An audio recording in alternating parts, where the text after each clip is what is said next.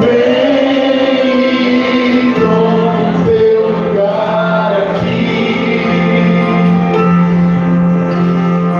Vem com teu lugar aqui. Aleluia. Aleluia. Aleluia. Segundo Timóteo, capítulo 1, versículo 6. Agradecemos já os cantando. Obrigado. Aleluia muito vocês dois aqui hoje. Viu? Que bênção. Eles vieram na semana retrasada, a gente tem ido em outra programação. Estou muito feliz de vê-los aqui hoje. Aleluia. Em 2 Timóteo, capítulo 1, versículo 6. Senhor Deus poderoso, digno de louvor, digno de louvor, tu és santo, santo, é o Senhor Deus poderoso, digno de louvor, digno de louvor. Amém.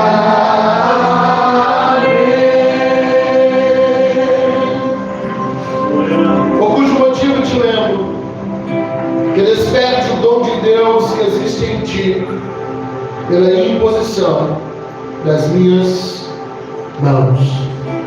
Por cujo motivo te lembro que desperte o dom de Deus que existe em ti pela imposição das minhas mãos.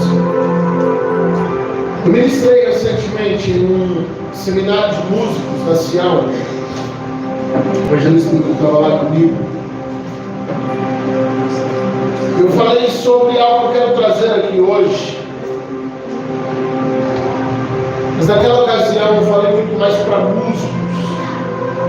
A gente tinha ali, eu não lembro, uns 30, 40 músicos, essa base. E hoje eu não vou falar especificamente a músicos, ainda que eu quero falar sobre adoração, sobre ministração. Mas eu fiz algumas mudanças no esboço para que a gente pudesse falar a toda a igreja. E falar um pouquinho sobre essa arte de ministrar. De sermos canal de Deus na vida de alguém aqui na frente, nos serviços da igreja. E não apenas voltado para a música, como a gente falou aquele dia, foi algo muito bom, muito sobrenatural. Mas eu quero trazer hoje sobre a ministração de um modo geral, de todos os serviços que a gente faz aqui, para que a gente possa ter não só uma eficácia, mas uma eficiência naquilo que a gente está fazendo. Porque às vezes a gente é até eficaz, a gente faz o que foi pedido para fazer, mas a gente tem dificuldade na eficiência. A gente tem dificuldade na praticidade de fazer as coisas de modo mais rápido, de modo mais eficiente mesmo. Não sei se outra palavra substitui. De maneira que aquilo tem não só o resultado final, mas tem o resultado de modo prático, de modo correto. E a gente consiga resultados maiores e melhores a partir de uma execução mais prática. O texto que nós lemos de Paulo, ele usa a palavra desperte.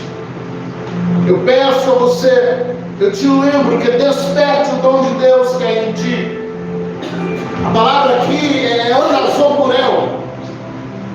A palavra despertar aqui no grego quer dizer acenda, coloque fogo, inflame a mente, reavive, seja fervoroso. Paulo está escrevendo a Timóteo, que está dizendo: Timóteo, você tem um dom, você tem um talento, você tem uma ferramenta que Deus te deu. Mas eu quero que você coloque fogo nesse dom. Eu quero que você incendeie esse dom, para que você execute isso incendiado. Observe quanto se perdeu com a tradução em português que apareceu para a gente como despertar. Em outras traduções está valoriza.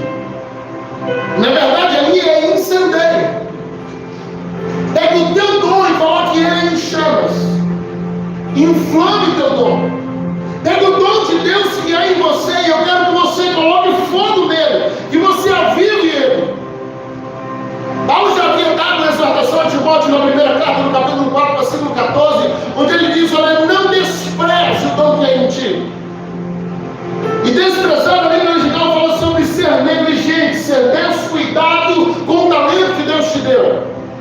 Ser descuidado com o dom que Deus te deu. Deus nos dá um dom, Deus nos dá um talento, Deus nos dá uma ferramenta, e a gente vai sendo descuidado com aquilo que Deus entrega para a gente. Então, na primeira carta, Paulo escreve dizendo: olha, Timóteo, não seja descuidado com o que Deus deu para você.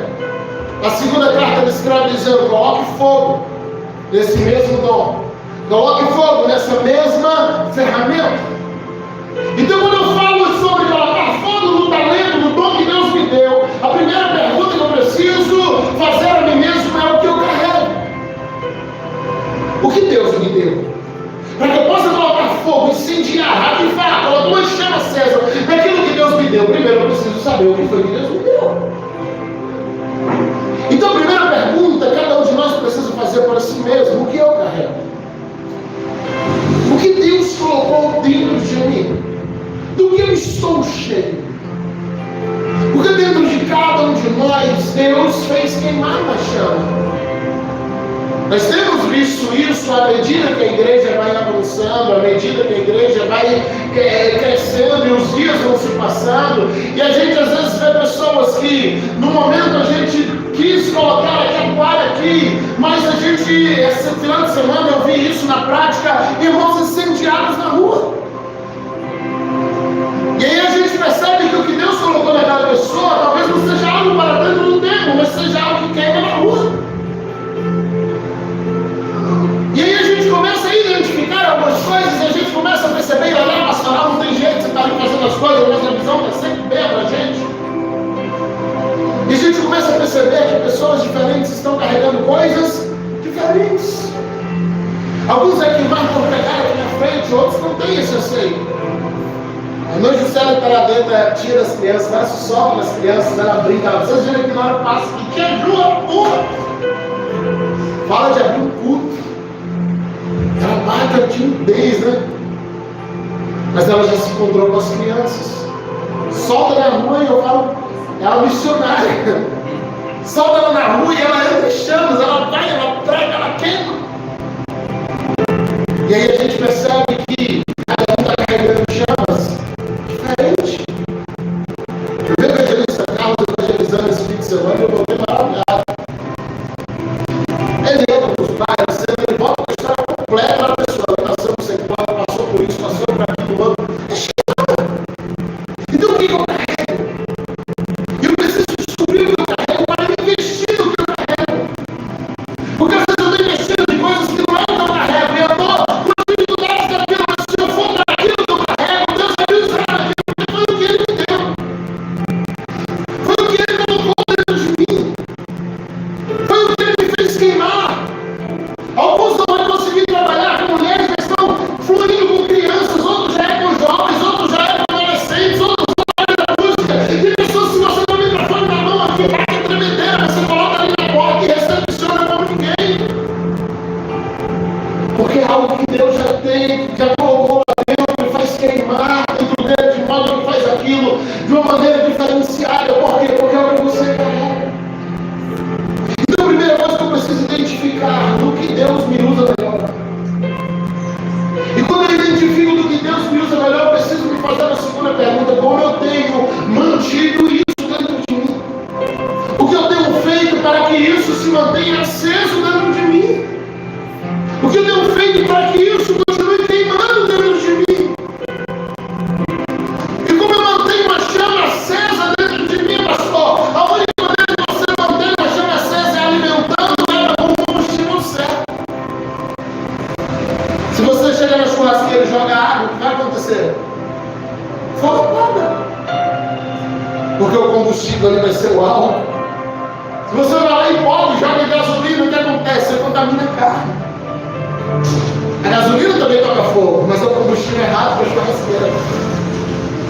Chega no carro a diesel e coloca gasolina, no carro a gasolina e coloca diesel, vai dar errado. É o combustível bom no ambiente errado. Então primeiro eu preciso identificar o que eu carrego. É meu motor. E agora eu identifico o combustível. E eu vou me alimentar de coisas que mantenham acesa a chama que eu carrego.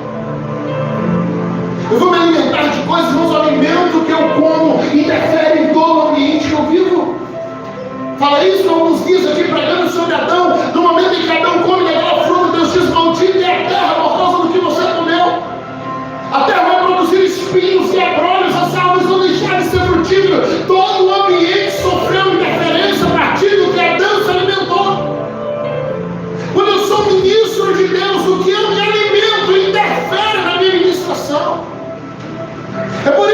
se você é usado por Deus da palavra, você precisa se alimentar de muita palavra.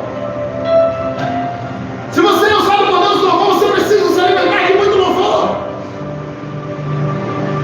Todas as vezes que eu entendi que Deus estava me chamando para alguma coisa, eu corri para me alimentar daquilo. E essa é a política nossa como casal.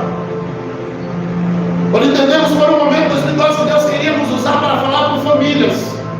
Por um bom tempo trabalhamos na área da família. Ela correu para fazer faculdade de aconselhamento familiar. Quando eu entendi que Deus estava me chamando para fazer revistas de escola dominicana, para fazer pedagogia cristã. Quando eu entendi que Deus estava me dando um chamado pastoral, para fazer administração eclesiástica. Todas as vezes que eu entendi que Deus estava me chamando para algo, eu corri para investir naquilo. Porque eu preciso alimentar aquilo que eu estou carregando. Eu preciso alimentar aquilo que Deus está me usando para fazer. Se eu entendo que eu tenho um chamado, queridos, eu preciso me alimentar disso. Se eu entendo que Deus está me usando aquele instrumento para tocar, eu preciso me alimentar, me aperfeiçoar, assistir seminários, cursos, vídeos no YouTube. Eu preciso me encher disso e agora eu vou me encher da parte humana e da parte espiritual. Na parte humana eu aprendo as técnicas, na parte espiritual eu aprendo a manter a chama acesa. Então agora você já sabe o talento do que você tem, mas com base no seu alimento, com base no que você consome para manter acesa a chama dentro do teu coração, do que você está cheio. Sabe, quando eu chego aqui para ministrar, eu estou cheio de Deus, porque eu passei o dia em adoração, eu passei o dia voltado para Deus, ouvindo louvores, ouvindo a palavra. Será que eu chego aqui cheio de filmes atribulados, de coisas do inferno, cheio de coisas que não tem nada a ver com Deus, cheio de palavras negativas? Será que quando eu chego aqui para ministrar, como eu estou chegando agora, eu estou carregando algo que eu consumi de Deus, que eu comi de Deus, quando Jesus disse que não come minha carne, não bebe do meu sangue, não tem vida esse mesmo, a gente costuma levar isso só para o momento da ceia. Não, você precisa comer de Jesus, comer de Deus. Seu alimento tem que ser Cristo. Eu não posso sentar na minha sala e colocar na minha televisão coisas que a Bíblia vai chamar de coisas más, que é representação do diabo. Não, eu preciso me encher de Cristo, comer Cristo, consumir Cristo, porque assim eu fico cheio de Cristo, e quando eu abrir a minha boca, é Cristo que vai ser explanado para aqueles que me ouvem. Então, antes de ministrar aos homens, nós precisamos ministrar a Deus. Antes de falar com os homens, eu preciso falar com Deus. Antes de querer ser um ministro aqui do púlpito, eu preciso estar no altar de Deus. Precisamos ser cheios antes de ser usados, porque ninguém pode dar aquilo que não carrega. Quando Pedro e João chegam na porta do templo formosa, na porta formosa do templo, ele olha para aqueles homens, para aquele homem que está pedindo esmola. Primeira ordem que eles dão, não é levanta e anda, é olha para nós. Pode olhar para mim, não tenho medo, eu não tenho prata, eu não tenho ouro, mas do que eu tenho. Você já entendeu o poder daquela palavra? Eles não dizem assim, olha, eu vou fazer aqui uma oração forte e Jesus vai te curar. Ele diz o seguinte, eu vou te dar do que eu carrego. Eu vou dividir com você da unção que eu tenho. E do que eu tenho eu te dou, em nome de Jesus Cristo. Levanta, pô, anda. É do que eu carrego. É do que eu tenho, eu não posso dar a outros algo que eu não carrego. Se eu chego aqui para ministrar, seja para pregar, seja para cantar, seja para tocar, seja para pedir uma oferta, e o que eu tiver para ofertar seja apenas uma técnica que eu estudei, e é bom que as técnicas, os padrões humanos são necessários, mas se eu tiver apenas isso para dar, se eu não tiver como eu estou inflamado pelo Espírito Santo, irmãos, nem vale a pena vir ao altar. Se eu chegar aqui e tiver apenas as técnicas, não, porque eu aprendi a técnica vocal aqui, aprendi a fazer os falsetes, né? De vez em quando a gente precisa do pastor José, né, para lembrar a gente, não esperei no hino, não esperei no hino. Hino. Não, que eu aprendi dos falsetes. Aí a igreja não consegue nem acompanhar, porque o cara aprendeu a fazer um negócio comigo. Se o que eu tenho é só isso, não vale vale nem a pena estar aqui. Quando eu estava lá na Ciel, eu já vi o Espírito Santo descer no meio do congresso durante um tribal de bateria. Já vi o Espírito Santo descer no meio do congresso durante um solo de guitarra ou de baixo. Não era nenhum momento sacro como esse, era um momento de tambores. O Espírito Santo veio, porque não tinha a ver com o tribal, com o som que ouvíamos, tinha a ver com o coração do baterista. Não tinha a ver com o som do baixo que estávamos ouvindo, tinha a ver com a unção que o baixista carregava. Então, enquanto ele fazia algumas notas, o Espírito Santo veio e a gente se encheu. E a gente dizia para você, por que eu estou chorando? Era para incomodar e a gente estava chorando. Porque atrás daquela bateria tinha um baterista pegando fogo. John Wesley falava isso: eu me coloco em chamas e deixo o povo me ver queimando. Eu me coloco em chamas e deixo o povo me ver queimando. Coloque fogo no seu sermão, ou jogue seu sermão no fogo, já dizia John Wesley. Ou nós temos a unção do Espírito para ministrar que quer que nós façamos aqui neste lugar, ou as nossas técnicas são inválidas, ainda que necessárias. Porque quando a gente não tem nada de Deus para passar, a gente entrega comida envenenada. Lembra daquele servo de Eliseu que eu ministrei aqui há uns meses atrás? Eliseu chega para oferecer comida na escola de Betel e ele corre na frente, ele faz a comida, ele coloca ervas que ele não conhecia. Segundo os 10, 4, 38 a 41. E ele quase mata todo mundo. Por quê? Porque ele está servindo coisas que ele não conhece. Ele não sabe o que ele está ministrando, ele não sabe o que ele está servindo, ele não sabe o que ele está entregando e ele entrega uma comida envenenada. O erro daquele homem quase custou a morte de uma geração inteira de profetas. Uma próxima geração de profetas ia morrer inteira naquele dia por causa de uma ministração, de um alimento, de alguém que não sabia o que estava entregando. É o que acontece quando eu tento dar a outros algo que eu não tenho. Quando eu tento ministrar a outros, quando eu não entendo meu papel aqui no altar, eu posso matar uma geração que me ouve. Quantas distorções teológicas e de vida na igreja que nós temos hoje, uma geração de crentes que estão completamente perdidos e servindo a Deus de modo completamente errado, a partir de mensagens que estão sendo pregadas na internet, a partir de louvores que estão na porta da igreja, mas que estão completamente desolados da Bíblia. E a igreja está comendo esses louvores, está comendo essas mensagens dos nossos coaches ministeriais, que por vezes se espremem e distorcem textos para fazer parecer que diz o que eles querem que digam. E uma geração inteira está morrendo espiritualmente. O Espírito Santo não tem liberdade em muitos lugares pela distorção do Evangelho, porque não tem servido a comida dando algo que ele não carrega. Conhece a técnica, conhece os passos a passos, mas não tem a unção do Espírito Santo. Não está inflamado, como Paulo disse a Timóteo: inflame o dom que há em ti. Cuidado quando a gente vem aqui para ministrar. Se a nossa preocupação for sobressair, for ser lembrado, não, hoje eu vou ministrar lá, meu irmão, todo mundo vai lembrar desse dia, porque a minha mensagem hoje. Aí eu vou falar de mim, sou guitarrista, não, eu tirei um solo, eu vou fazer aquele solo, e na hora todo mundo vai ver que eu sou melhor da banda. Às vezes o nosso erro ao ministrar custa um som. Às vezes o nosso vacilo ao ministrar custa a unção de um culto inteiro. Eu aqui no louvor hoje, sou eu que vou louvar, que eu passo o dia uma hora, eu não vou sábado, eu não vou eu que vou pregar. Se eu fosse pregar, eu estava jejuando. Se eu fosse pregar, eu estava orando. Se eu fosse pregar, eu estava consagrando, mas eu só vou cantar. Eu só vou tocar. Aí enquanto eu toco, o culto pesa. Enquanto eu canto, o culto pesa. E às vezes o pregador já pega, meu irmão, uma barra tão pesada.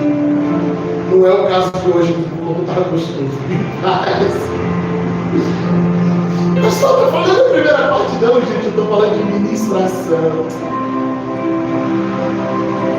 Às vezes o pregador diz assim: a mensagem foi ruim.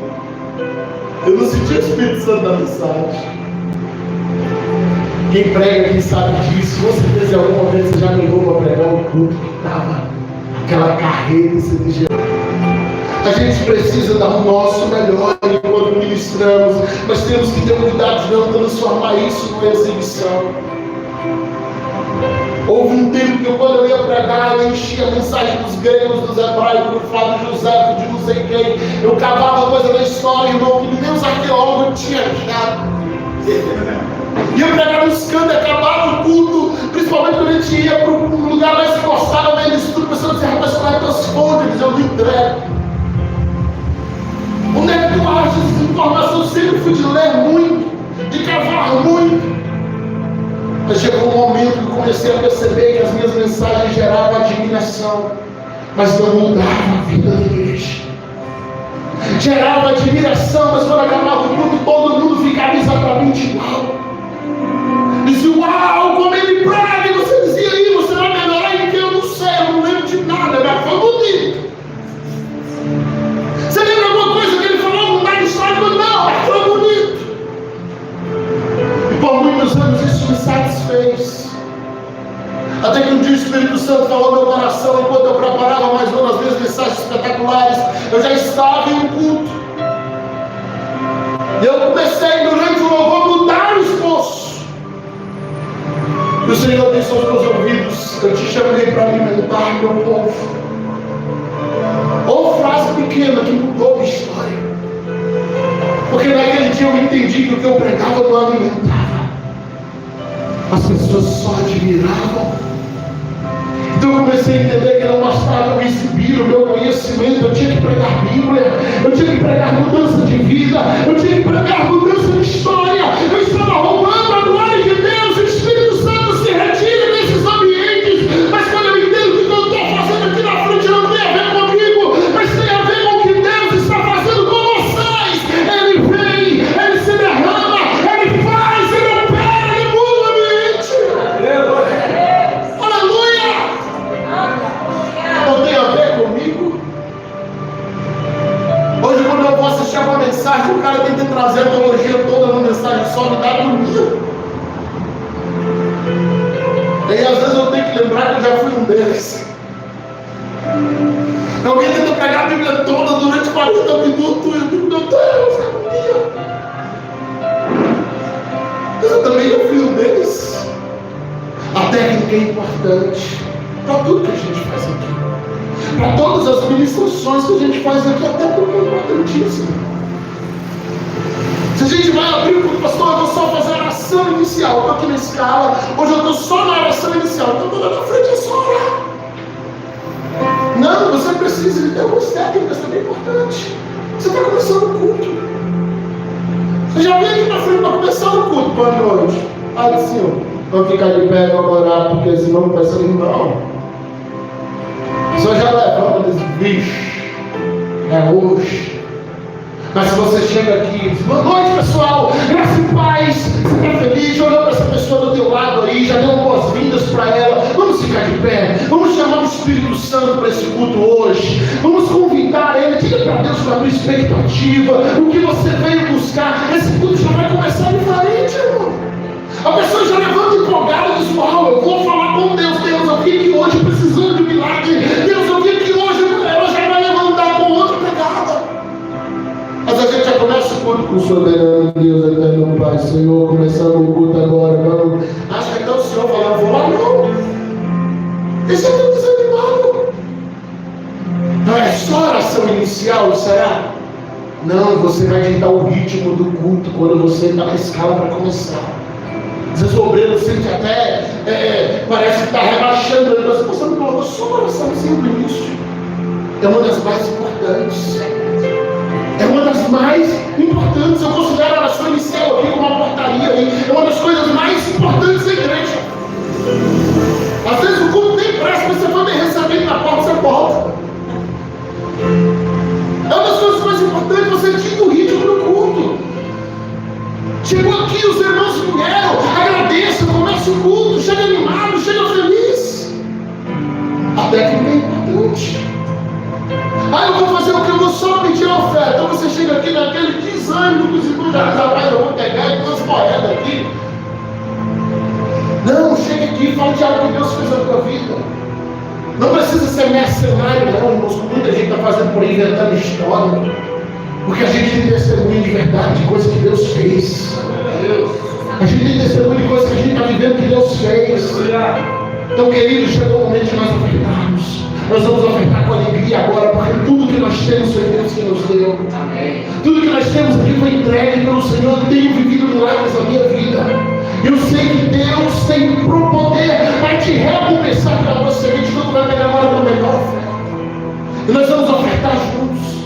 Olha, a palavra diz que você apresenta um Deus que você já preparou antes. Você está agora animando os irmãos para poder adorar ao Senhor com suas finanças, que é bíblico. O que é bíblico.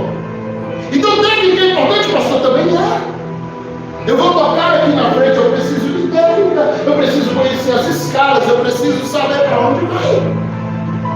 A técnica é importante, é. Se eu vou pregar, eu preciso saber preparar um bom esboço com o começo, meio e fim. As pessoas não podem ficar perdidas durante a minha mensagem. Imagina você ficar ouvindo durante uma hora uma pessoa que está perdida lá na frente. Se nem o pregador sabe o que ele está falando, como é que você vai saber o que você está ouvindo? Cansa, dá sono. Eu espero que ninguém esteja com sono hoje aqui. Está dando certo? Amém, que bom, glória a Deus. Então prepara teus bolsos, prepara uma condução para a tua mensagem, não se perca nas voltas. Precisa estudar hermenêutica, precisa estudar homilética, tem técnicas para você falar. Isso aqui não tem a ver só com mensagem, não. Tem a ver com o trabalho que você apresenta na escola, na faculdade, na tua profissão lá fora. Você tem que aprender a falar. Eloquência se aprende. Existem técnicas de oratória, a gente vai aprender. Eu estou lá na recepção, eu falo que ali é o lugar mais importante que tem. Não tem coisa pior do que você já entrar na igreja chateado porque foi mal recebido na porta. Então está na recepção, irmão, tira a mão do bolso, descruza o braço, pega na mão da pessoa que está chegando, leva até o lugar. Se a igreja está cheia, ajuda essa pessoa a procurar um lugar. Não deixa o visitante perdido no meio da igreja sem saber onde é que ele vai sentar. Não, seja um condutor, ajuda. Você está ali para isso. Trouxe até o lugar, garantiu que a pessoa está sentada, olha ali, fica o banheiro, tem água ali atrás. Se você não quiser voltar para pegar água, ele dá um sinal, eu trago para você. Se disponha. Você está ministrando algo, aí você fala assim, pastor, mas eu não sou um pregador da noite. Você está ministrando na vida de alguém. Com a recepção.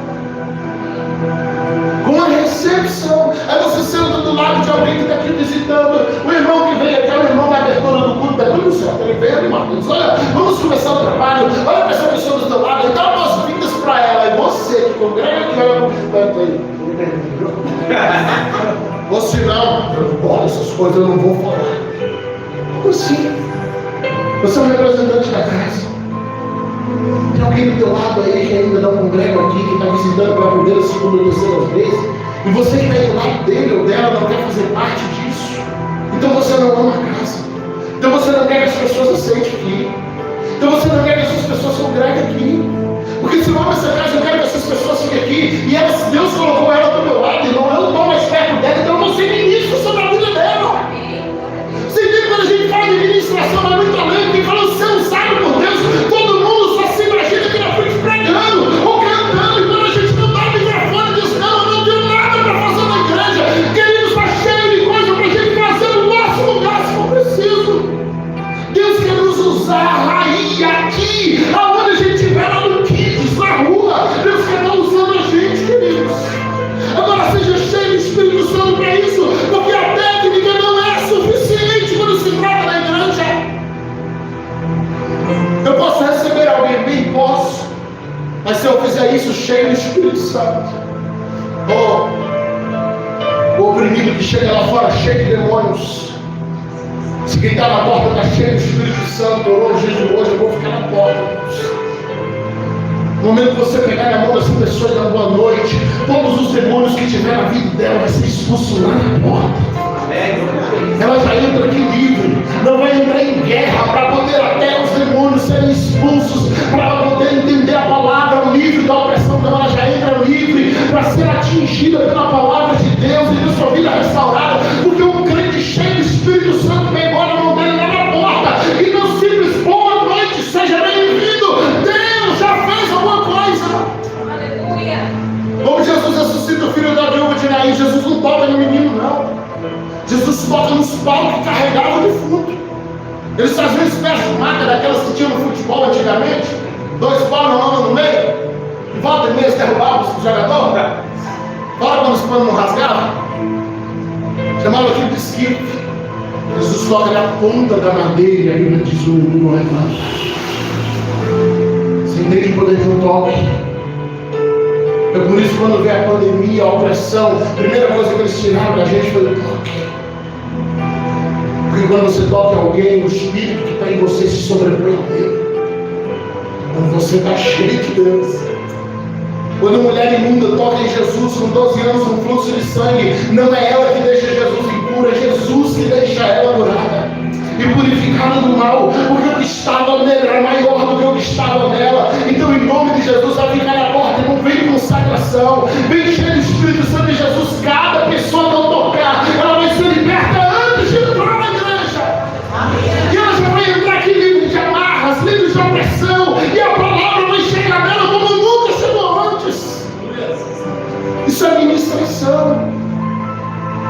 A gente diz: não, mas Deus não me usa. Quando eu falei aqui no início, aqui, diz o que você carrega, qual é o teu talento. Tem muita gente que olha para cima e diz: eu não tenho nada, eu não carrego nada. Será? Ou será que só nos falta sensibilidade para entender o que Deus está nos usando para fazer? Será que não só nos falta sensibilidade para entendermos o que Deus está querendo que façamos? Vi essa semana num livro fantástico, printei, mandei para minha esposa, um paralelo da águia e do pato.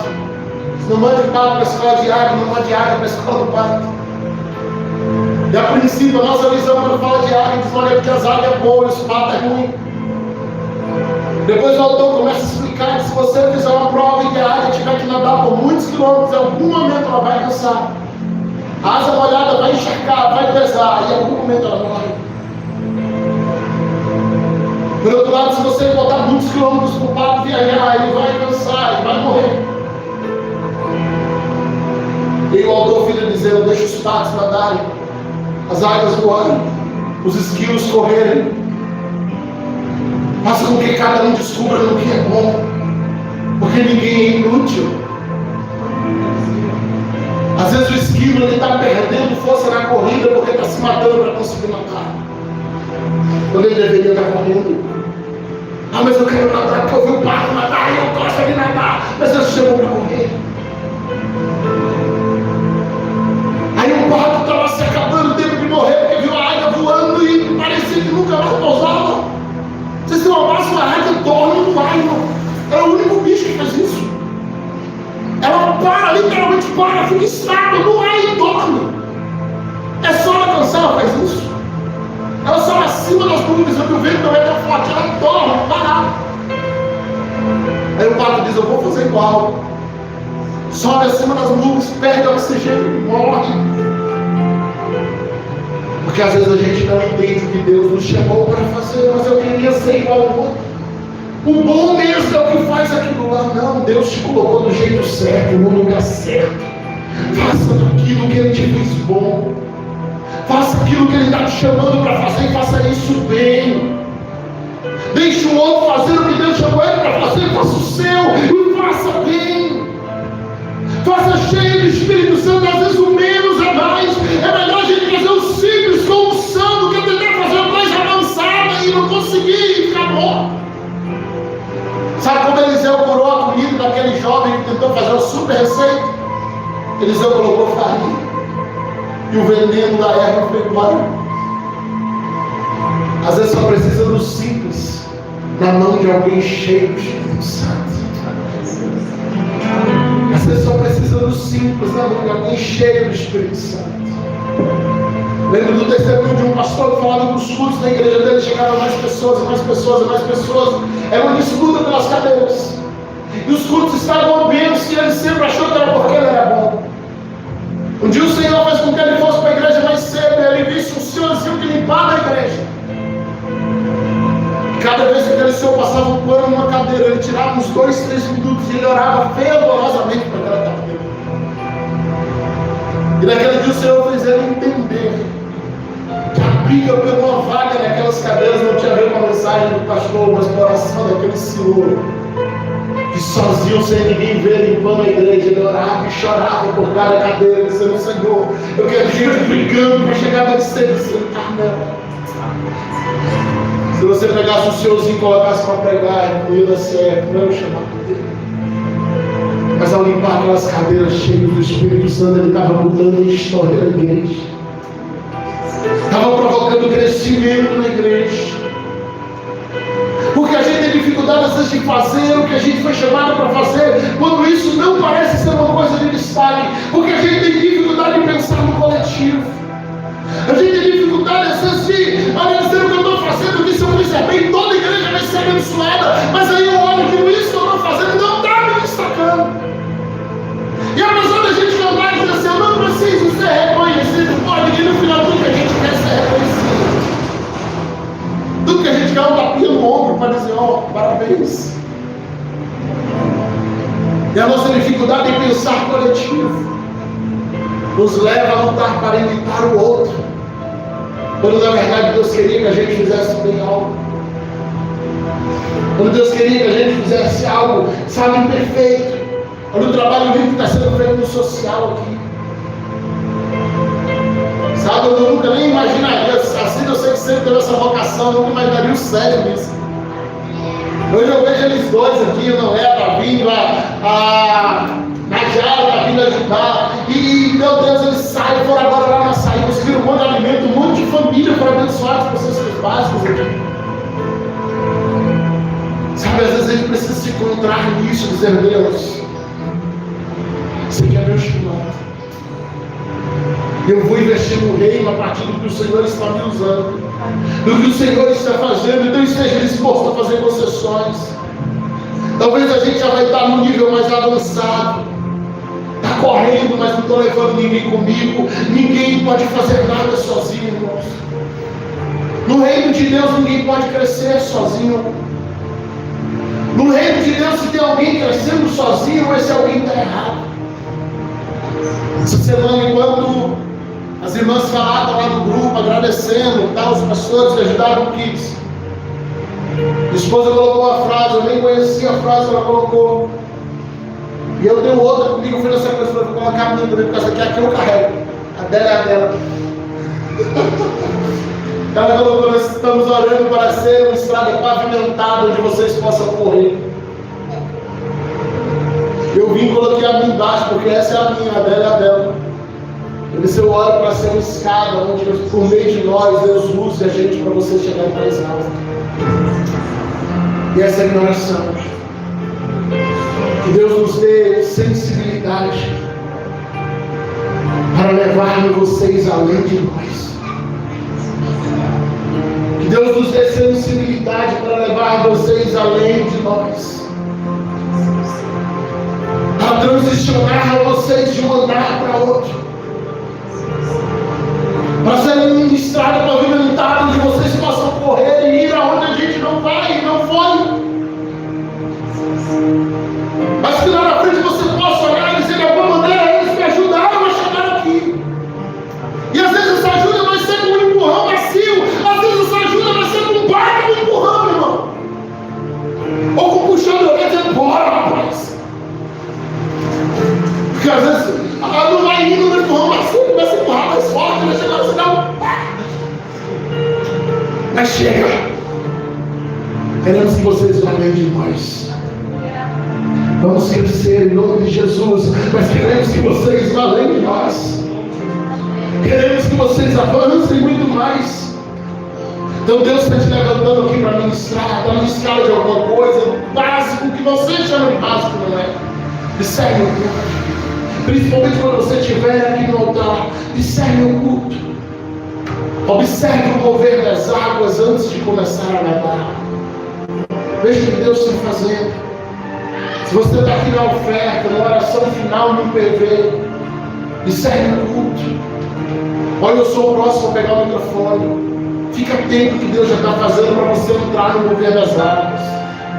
Se Deus está fazendo algo tão grandioso, é você estar na sequência da ministração, seja por oferta, seja por oração. Aí você vem e pega o microfone e uma oferta completamente diferente. E rebenta com o que Deus estava fazendo.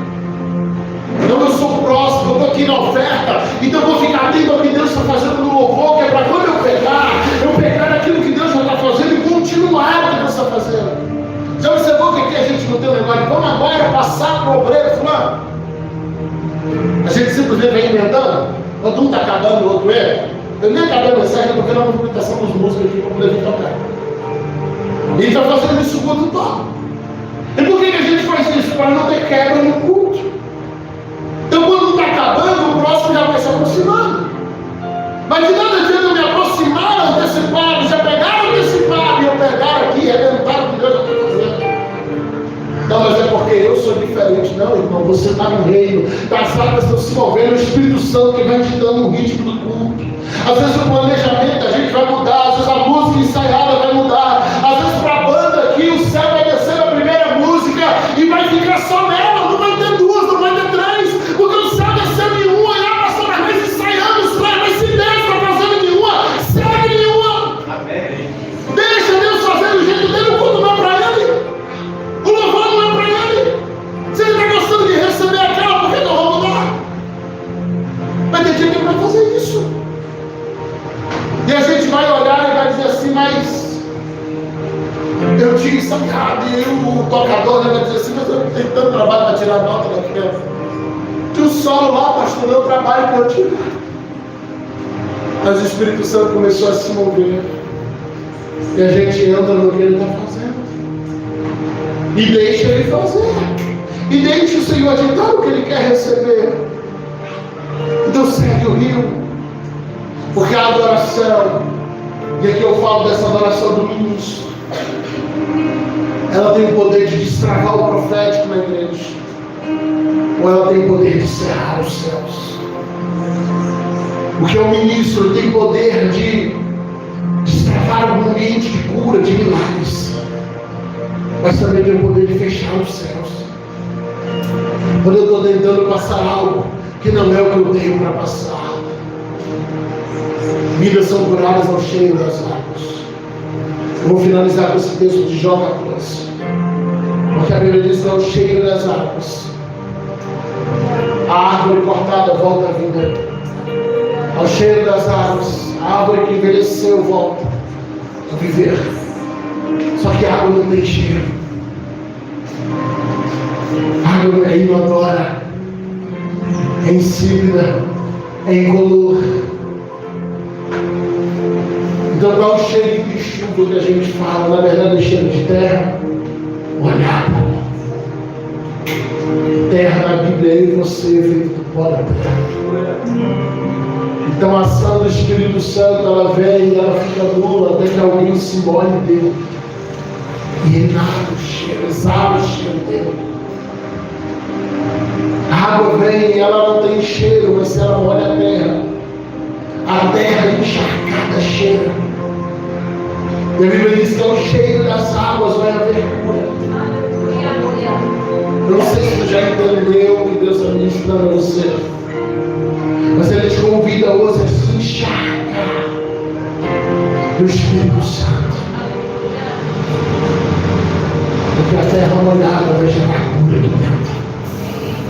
A terra molhada vai gerar cura lá na porta, nunca vai ser só ficar na porta. A terra molhada vai gerar cura aqui, nunca vai ser só tocar músicos. A terra molhada vai gerar cura no microfone, nunca vai ser só falar ou cantar. A terra molhada vai gerar cura quando você disser seja bem-vindo para o seu vizinho. A terra molhada vai gerar cura quando você oferta. A unção que você carrega vai gerar cura em todo mundo à sua volta.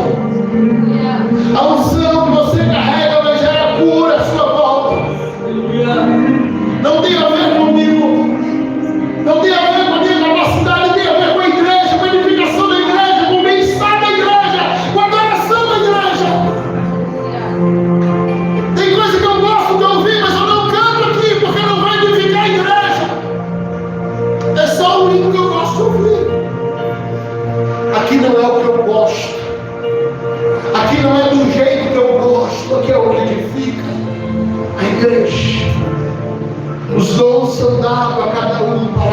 edificação da igreja.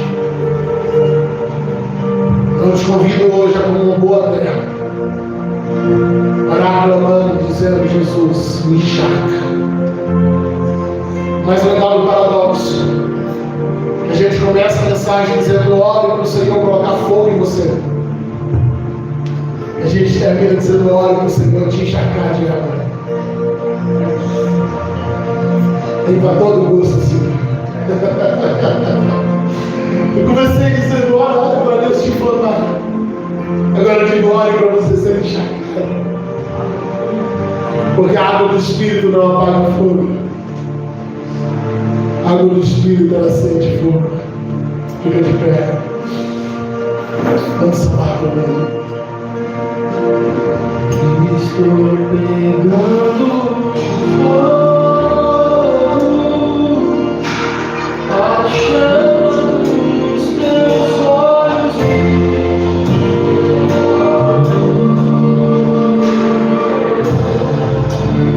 e a cada dia que se